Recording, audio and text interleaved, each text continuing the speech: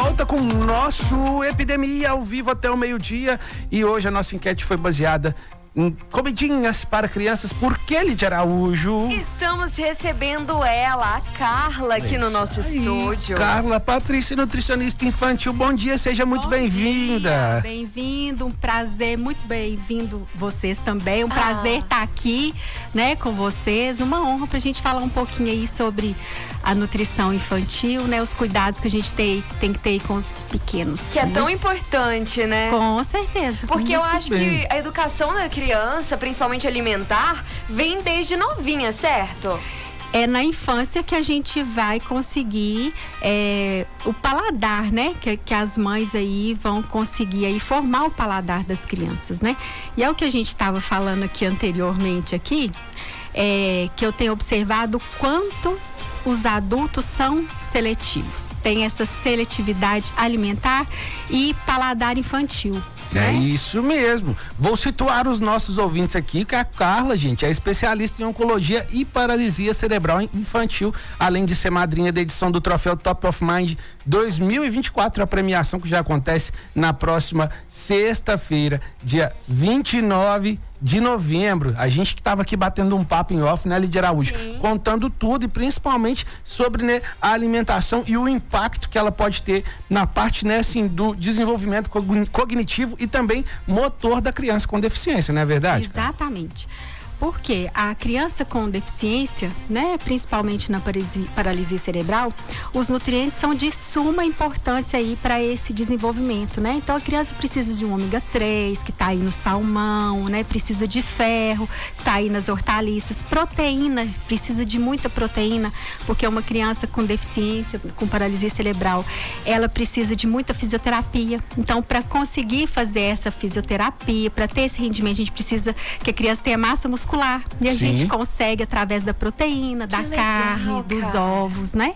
Então, a nutrição tem um impacto direto nessa questão, principalmente da reabilitação aí desses pacientes aí com paralisia cerebral. E lógico, a gente tem que contar com o fisioterapeuta, a gente precisa contar com o fonoaudióloga, porque eles têm uma alteração aí sensorial importante, não são todas as texturas, né, que eles conseguem. Tem a preferência também, a maioria deles tem uma preferência pelo doce. Olha só. Mas não pelo doce açúcar, né? É aí que entra as estratégias. A gente tem que pensar nos alimentos que são mais adocicados. Por exemplo, batata doce, banana, a fruta, né?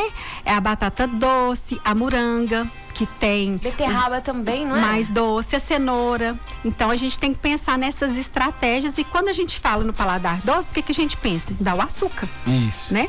E na verdade, né, Patrícia? Não tem nada disso, né? Carla Patrícia, perdão. Não pode ser Patrícia também. Na verdade, né, a gente tem que procurar os alimentos saudáveis com o paladar adocicado, não é verdade? Por isso, a importância de um profissional, né, para poder estar orientando essas famílias, né, quais são esses alimentos.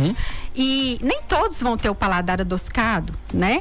Mas a maioria tem esse paladar. Então, para a gente poder pensar nas estratégias para poder atender da melhor forma possível e dar uma melhor qualidade de vida, né? Para essas pessoas que já têm uma vida assim tão complicada, né? De muitas terapias, né? Fisioterapias e às vezes terapia ocupacional, enfim, para a gente poder dar uma qualidade de vida melhor aí para eles. Excelente! Quando a gente está falando, né, de planejamento alimentar, a gente pensa aqui, ó, na nossa musa fitness aqui, Lídia Araújo, né?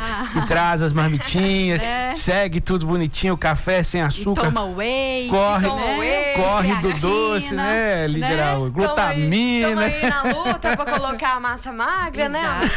Pra não perder o que tem. Isso. Exatamente. E eu tava pensando no tanto que é importante a gente formar isso na cabeça da criança, né? Eu, graças a Deus, fui muito abençoada. Meus pais me ensinaram desde cedo a consumir frutas, legumes. Eu sempre tive um paladar muito bom para uma criança, né? E isso me ajuda hoje na minha vida fitness. Porque imagina você se eu não tivesse esse hábito de comer salada. Como que eu ia ser fitness? Ia ficar difícil. Começar agora é mais difícil, exatamente, né? Então, quando vem desde a infância, na fase adulta é mais fácil. Tudo que a gente faz na infância reflete na fase adulta. Não só alimentação, né? Então, assim, os bons hábitos, né, são criados ali na infância, e a gente precisa de passar para os nossos filhos, né? O que a gente faz, porque eles vão seguir exatamente o que a gente faz. A gente estava até falando em off, né, que eles são pequenas esponjinhas. Isso. O Chula com propriedade, né, amigo? Com propriedade para falar das crianças. Eu vejo que a gente tem um desafio muito grande com relação ao cardápio, por uma coisa que a gente estava conversando aqui em off, né? Porque quando a gente está tratando de uma criança, às vezes é necessário mudar o cardápio de uma casa inteira, exatamente. Não é verdade, Carla? Exatamente. Porque é o exemplo. Né? Então, se o meu filho, ele apresentou aqui um quadro de diabetes, né? E aí, com certeza, ele vai ter que ter uma alimentação específica para a gente controlar essas glicemias, né? Sim. E quanto mais uma alimentação específica, menos medicação a gente consegue, né? Mas não adianta. O meu filho, ele vai ter uma alimentação específica, mas o restante da família vai ter uma alimentação ali que era o habitual, com refrigerante, com guloseimas, com muita massa. E como que durante um almoço, ali na mesa, o filho vai comer salada, de sobremesa uma fruta, o restante da família vai comer lasanha, de sobremesa um sorvete. Não tem jeito, né? Não tem jeito. Então, acaba tendo que mudar os hábitos da família, que na verdade esses hábitos a alimentação saudável. Nada mais é do que alimentação saudável, que é a alimentação que todo mundo deveria ter. É isso, né? Aí. Então, quando a gente fala no hábito infantil, né? Alimentar infantil, a gente tem que envolver todo mundo, né? Exatamente. Esse cardápio com relação a uma criança que tem, por exemplo, a paralisia cerebral, os pais têm que ser adaptáveis também? Como é que funciona? Como você indica, né? Como é que você inicia esse tratamento? Olha, na verdade, é um pouco diferente da criança, né, que precisa perder peso, que tem uma obesidade ou que tem um diabetes, por exemplo. A criança com paralisia cerebral, logo lá no início, a gente já orienta a família os alimentos, né, adequados, até mesmo alimentos para a gente evitar as crises convulsivas, né? Porque esses pacientes têm muitas crises convulsivas, né? Não sabia que tinha alimento que evitava. Ajuda muito, né? Lógico que na maioria dos casos tem que ter a medicação, mas com uma alimentação ideal. Olha só ali. É um combo, né? Isso, a gente consegue diminuir a medicação e às vezes até espaçar mais essa medicação. Gente, né? não sabia. Então, por exemplo, alimentos ricos em açúcar, né? Alimentos ricos em carboidratos, esses alimentos, eles agem diretamente no cérebro, eles aumentam a insulina, né? E aí, o que vai acontecer? As crises convulsivas. Então, se eu faço um cardápio de uma dieta cetogênica rica em gorduras, né, em proteínas e com menos carboidrato, eu consigo fazer com que essa criança tenha menos crise convulsiva. Um bom exemplo de alguns alimentos que você pode dar alguns exemplos de alimentos que ajudam na dieta cetogênica, no caso? Sim, por exemplo, se a gente vai montar, né, o abacate, é um alimento rico em gordura, boa, né, na verdade, o azeite, né, na verdade, a gente pode colocar aí também, por exemplo, um creme de leite, porque ele tem proteína e ao mesmo tempo ele é rico em gordura. Olha! Né? Então, assim, a gente consegue. O coco, né? Que ele é muito rico, ele tem uma gordura boa. As castanhas têm gordura boa, então a gente tem que modular. O frango, né? O peixe, a gente consegue fazer essa dieta com essa finalidade. Inclusive, existem muitos adultos que têm a epilepsia, né? Não tem paralisia cerebral, mas tem epilepsia. E a gente consegue ajudar muito essas pessoas com uma dieta cetogênica.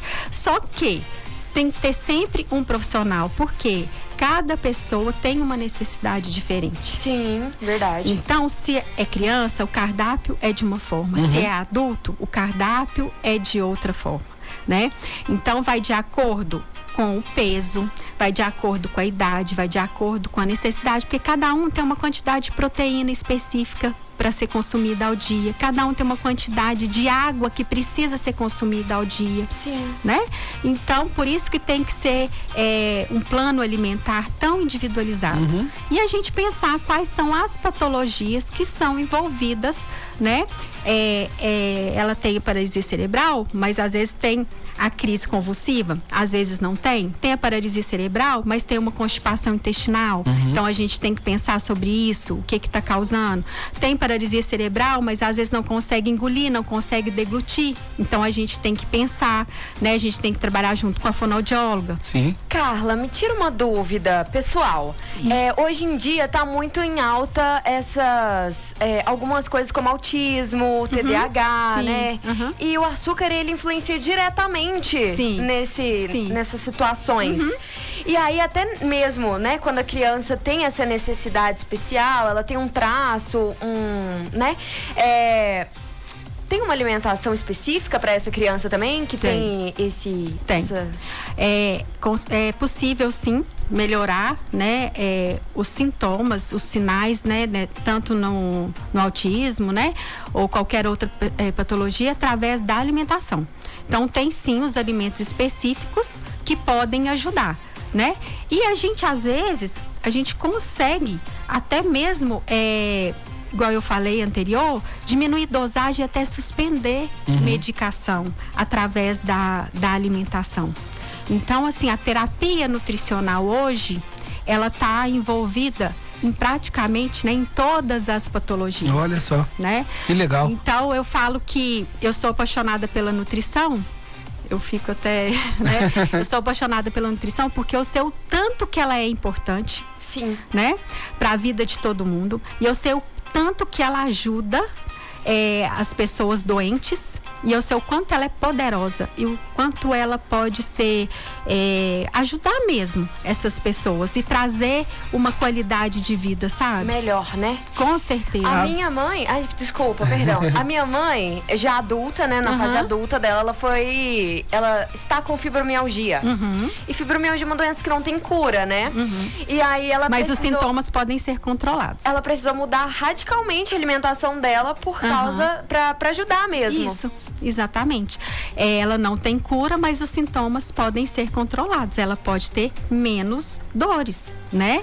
Então... Tá vendo? Como é que ela chama? Tânia. Tá vendo, dona Aí. Tânia? Que fica vendo a gente nas câmeras aí, ó. Segue o seu plano alimentar, Exatamente. que você vai ter benefícios, né? Vai seguir o plano aí de uma alimentação saudável para poder diminuir os sintomas e ter menos dores. Adorei. Carla, o seu trabalho pretende dar mais visibilidade às questões da nutrição infantil, e a gente sabe que o trabalho do Top of Mind é dar visibilidade aos profissionais de Divinópolis. Isso. Eu queria que você contasse pra gente como é que você se sente apoiando, né, o crescimento desses profissionais através do seu apadrinhamento para esse prêmio tão importante pra gente. Primeiro que é uma honra, é um privilégio, né? Tá nesse evento, porque a gente, primeiro que tudo que tem a marca Jornal Agora, a gente sabe que é sucesso. Com certeza. Né? Jornal Agora é sinônimo de credibilidade, né? A Jane Faria é sinônimo de credibilidade. Com certeza. Né? E é uma honra, né, quando me convidaram para estar no evento apadrinhando, porque está no meio de grandes marcas, né? As melhores marcas lembradas aqui na nossa cidade, né? Então, assim, a gente vê que tem muitas marcas aí que vem crescendo a cada ano. Com certeza, né? E cada ano vem trazendo esse reconhecimento aí, né? Então eu só tenho a agradecer mesmo, é muito importante para mim estar no meio de tantos nomes importantes, né? De tantas empresas renomadas. Adorei. A gente ficaria aqui a manhã inteira conversando com você, viu, Carla? Muito obrigado pela sua participação, por você trazer tanta informação bacana pra gente aqui, também pros nossos ouvintes, pra gente se atentar a essa questão que é muito importante. Eu tenho uma máxima que eu carrego comigo, que a gente tem que ter as mudanças sempre de dentro para fora, né? Com certeza. Então, assim, as mudanças que a gente quer na gente, nos nossos filhos, né? A gente conversou muito sobre filhos aqui antes do nosso programa, e parte tudo da gente, né? E é muito bom pra gente aqui no Epidemia ter informações valiosas como as que você trouxe pra gente aqui hoje. Muito obrigado. Eu que agradeço, e realmente tudo tem que partir de dentro para fora e dos exemplos. Com certeza. Então a gente precisa dar exemplo para que as crianças sigam os exemplos bons aí que a gente dá e a gente vai construindo com eles. Adorei. Muito obrigada, viu? A gente Obrigada. te agradece. Espero que logo você esteja aqui com a gente pra gente bater mais um papo. Com certeza. Vamos falar de outros assuntos. Né? Vamos sim, com certeza. É isso aí, daqui a pouquinho a gente tá de volta com mais do seu Epidemia e você não saia daí,